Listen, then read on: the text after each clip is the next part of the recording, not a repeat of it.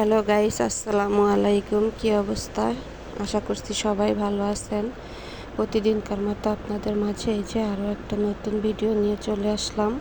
প্রথমে এই যে মশলা আর পেঁয়াজটা সুন্দর করে একটু ভেজে নিয়ে তারপর এর ভিতরে মরিচ দিয়ে দিল, মরিচ আর হলুদের গুঁড়ো একসাথে মিশানো, ওইটা দিয়ে দিছে।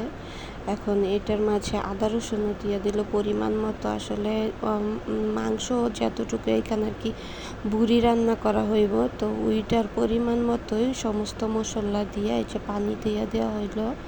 এটা একটা মানে আমরা রান্না করি ওই পরিমাণেই আমাকে আন্দাজ মতনই সমস্ত মশলা দেওয়া হয়েছে।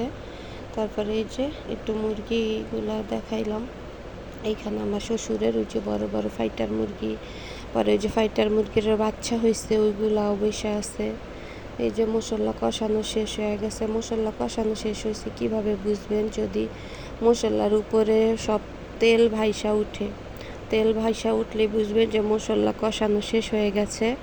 এখন এইখানে ওই যে ভুড়িগুলা পরিষ্কার করা ধুয়া ভুড়িগুলা দিয়া দিল।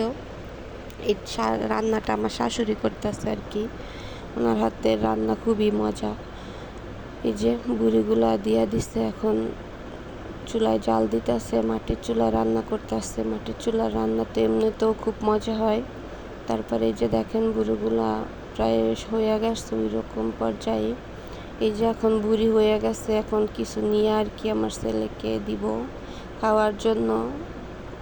এই যে শুকনা শুকনা করে বুড়িগুলা রান্না করা হয়েছে।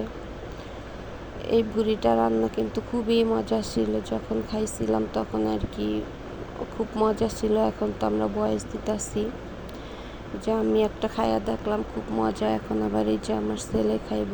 এই বুড়ির রান্নার রেসিপিটা যদি আলাদা করে কেউ চান তো কমেন্ট বক্সে কমেন্ট করতে পারেন, আমি আপনাদের জন্য আলাদা করে এই ভিডিওটা আর কি শেয়ার করব।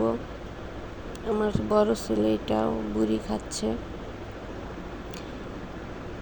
তারপর দুপুরে রান্নায় আরও ছিল এই যে শাক ছিল। এই শাকটা অন্য অন্য শাকের মতো রান্না করা হয় না। এই শাকটা আর কি ওই যে বেশি করে মরিচ, টমেটো এইগুলা দিয়া সুন্দর কইরা পুরা মিক্ষিন কইরা ফালাইয়া তারপরে আদা পেঁয়াজ রসুন দেওয়া হয় আর কি। এইটার ফ্লেভার অন্যরকম, একটা পেঁয়াজ রসুনের ফ্লেভার আসে, মজা হয়। তারপর ছিল এই যে চিংড়ি মাছ দিয়া দুন্দুল রান্না করা।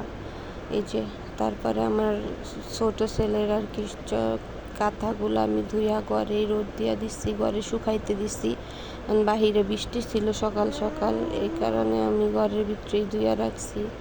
তারপরে এই যে এক বল থালা বাটি হইল আমাদের রান্না বাড়া করার পরে। আবার সকালেরও ছিল কিছু, এই থালা বাটি কয়টাও ধুইয়া নিলাম।